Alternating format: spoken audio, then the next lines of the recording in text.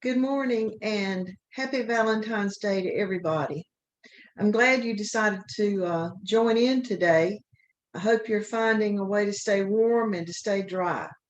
Now, in this lesson for today, we'll be in session 11 of the quarterly if you have that. And if you follow along in your Bible, it's going to come from Luke chapter 6.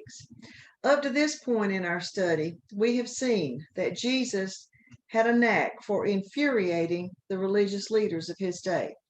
And most of their conflicts had to do with the attempt of the Pharisees and the scribes to enforce laws made by their interpretation of the Mosaic law. They complained that Jesus had no authority to forgive sin, and they criticized him for associating with tax collectors. The Pharisees lacked a true spiritual understanding of the scriptures and the laws that were given by Moses. And that was their main problem. What they did not lack was any self-righteousness. Their main problem was believing their observance of traditions was what pleased God the most. And in our lesson for today, Luke gave an account of two occasions when Jesus pointed out the misconceptions of the Pharisees concerning activities on the Sabbath. He used the situations to respond to the Pharisees when they complained and when they criticized, but he was also using the situations to train the men that he had called to follow him. He was preparing them for the time when he would be leaving them to fulfill the commission that he would give to them at that time. So, our first scriptures for today are from chapter 6, and it's verses 1 and 2. And it came to pass on the second Sabbath after the first, that he went through the cornfields, and his disciples plucked the ears of corn, and did eat, rubbing them in their hands. And certain of the Pharisees said unto them, Why do ye that which is not lawful to do on the Sabbath days? Now, that was one version, but in another version where I study for the lesson, it says that they passed through the grain fields, and his disciples were picking heads of grain and rubbing them in their hands and eating them. So yours might say corn, it might say grain. It's the same thing. The Sabbath generally referred to the seventh day of the week, and that word comes from a Hebrew word that means to cease. God rested from his creation work on the seventh day, and he commanded the people of Israel to do the same. And we like to have that seventh day of rest also. I know a lot of people like to take that Sunday afternoon nap and just take a break from the work of the week. So anyway, for them, observing the Sabbath became a reminder of the covenant between God and his people. To honor God on the Sabbath meant to refrain from certain activities. But the religious leaders had created a long list of do nots. They wrote, they took the Mosaic laws and then they wrote 40 specific activities. Some of those were sowing, plowing, reaping, threshing, winnowing, sifting, starting a fire, riding, and that was just some that they listed. And of those that original list, then they wrote six more for each of the original in that list. Now that's not all. They made another list that included climbing a tree, riding an animal, swimming, clapping hands, and becoming engaged. Now, wouldn't we be in a lot of trouble now if those laws continued? We couldn't swim on the Sabbath, we couldn't clap our hands, and heaven forbid if you would become engaged. But people were allowed, this was one thing they were allowed to do. They were allowed to travel on the Sabbath as long as it was no more than about a half a mile. And on this first occurrence that we'll study today, Jesus and his disciples were traveling from one town to another. And they were near Capernaum, probably, but most definitely they were in the region of Galilee. And on their journey, they walked past a grain field. And the disciples picked some of the heads of grain, or this one version says corn, one says grain, rubbed them in their hands to get off the husk, and threw the inedible parts away, but then they ate the kernels, the edible parts. Now, according to the literally minded Pharisees, when they picked the kernels, that was reaping. And when they rubbed the grain to remove the husk, that was threshing. And when they dropped away the husk, that was winnowing and preparing the food. So suddenly they were guilty of 4 prohibitions on the Sabbath, according to the laws and the traditions that the rabbis had created. The disciples weren't stealing. The grain fields were broadcast they had no rows. And if you walked around the edge, it was perfectly legal to pick small amounts for yourself.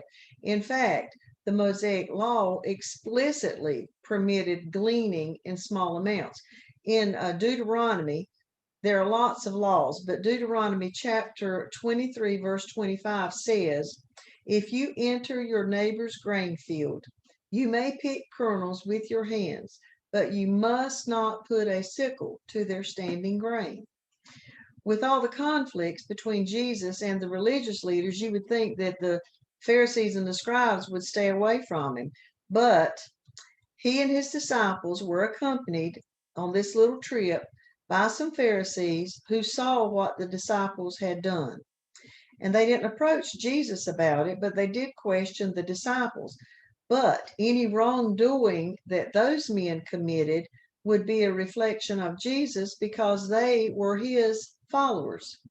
Now, what the disciples had done, picking the grain, was not the issue. That was not stealing, that was allowed.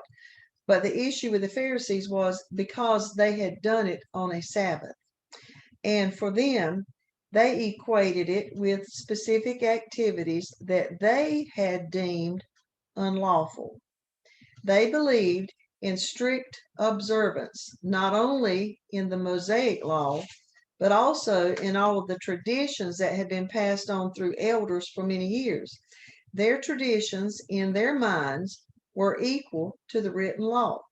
And of course, Jesus knew their minds, and he responded to them in verses 3 through 5. And Jesus answering them said, have you not read so much as this, what David did when himself was an hungered, and they which were with him, how he went into the house of God, and did take and eat the showbread, and gave also to them that were with him, which it is not lawful to eat, but for the priests alone. And he said unto them, that the Son of Man is Lord also of the Sabbath. So Jesus used an example in the life of David to prove his point that the disciples' actions were proper and that the rules of the Pharisees were too restrictive. He asked if they had heard of an incident with David, and certainly they had, and he knew they had because David was highly revered by the Jews. They all considered him to be a man after God's own heart.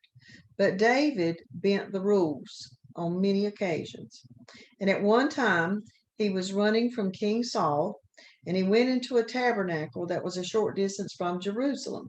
He asked the priest, Ahimelech, for the sacred bread to eat. Now, that was bread that was put out on the Sabbath of every week, and it was a food offering to the Lord.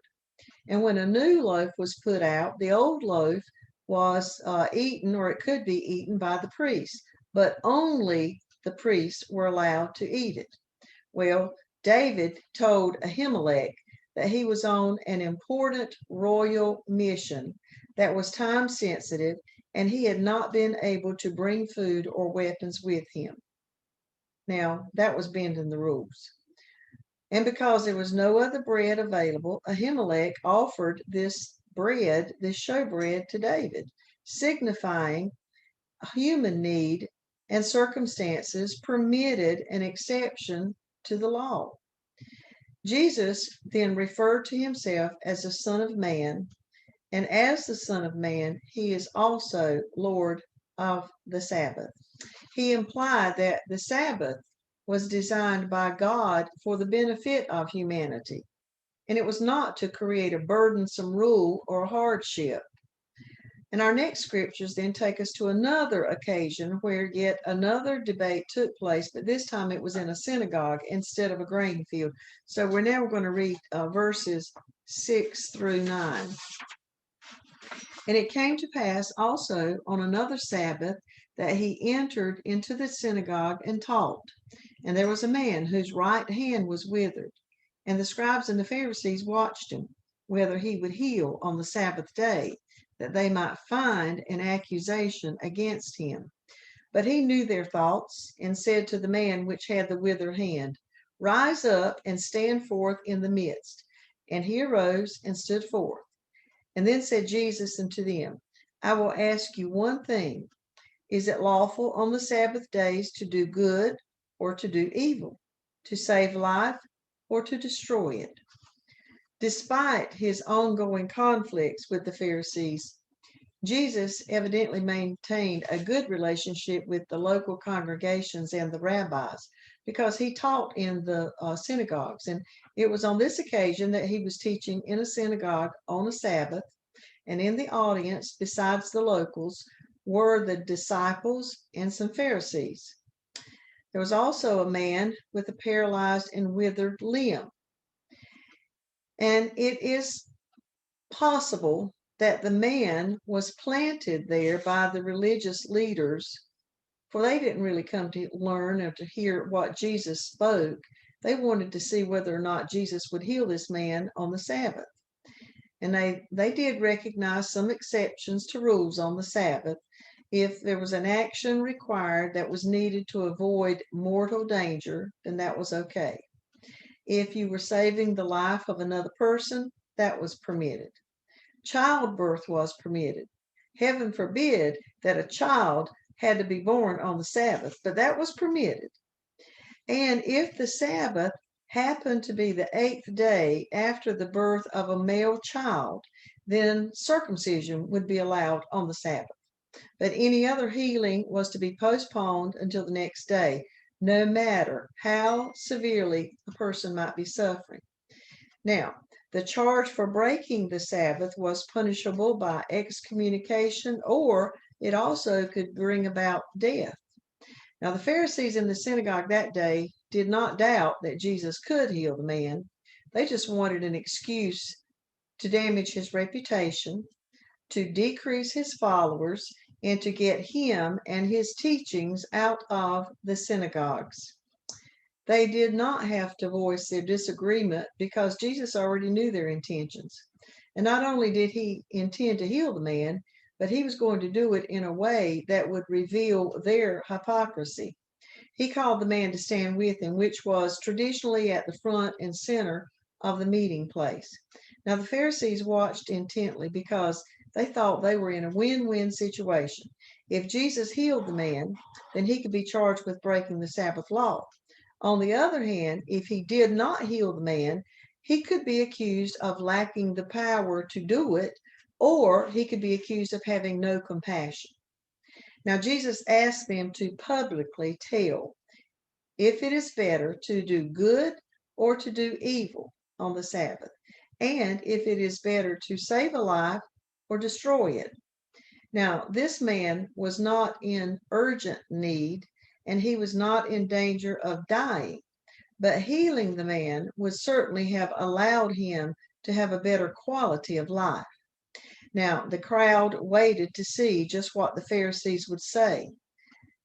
Would they actually deny the goodness of Jesus healing this man? Because that would be doing good on the Sabbath. Now, the Pharisees didn't like it, but they couldn't refute it that it would be doing good. It definitely was. So they didn't say anything at all.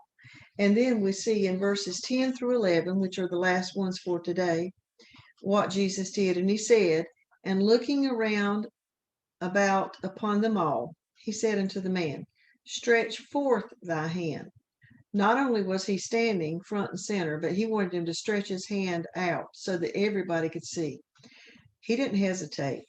And he did so, and his hand was restored whole as the other. and they were filled with madness. That they, meaning the Pharisees, they were filled with madness and communed one with another what they might do to Jesus. Jesus told the man to hold out his hand so everyone in the synagogue could witness that the power of God demonstrated for good was more abiding than man made rules. The Pharisees had been challenged publicly, and they lost, and they were filled with rage, not just angry, they were enraged. And their next step was to figure out some other way to rid themselves of this man who placed human need above their religious rituals. Now, our churches today have routines that they like. You know, we have a certain order that we follow when we come in for worship, and if that order is changed, sometimes we get all bent out of shape. They have rules that they follow in the churches and traditions that are held near and dear to their heart, and all of which, no doubt, stemmed from a desire to honor God and to follow Jesus. I remember when we used to sing Holy, Holy, Holy every Sunday morning, and we took turns reading out loud. I forgot what that was called.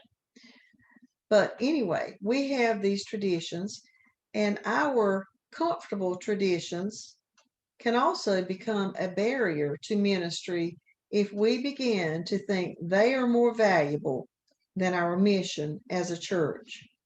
And we have to remember also that the church is not an institution, but it is a people, a group of people who are all loved by God and who are called to love God and to love others as themselves. Now we want to ask ourselves, do our rituals draw people closer to Christ, or do they push people farther away from Him? And here's the big one. How do we respond if God's will is in conflict with our wishes and our desires? I want to thank you for joining in today. I pray that you'll have a great week this week, that you can stay warm and that you can stay dry. It seems like it's supposed to rain a lot of days. And I pray that we'll stay safe and help keep others safe as well, and that you'll join in again next time. Thank you for joining.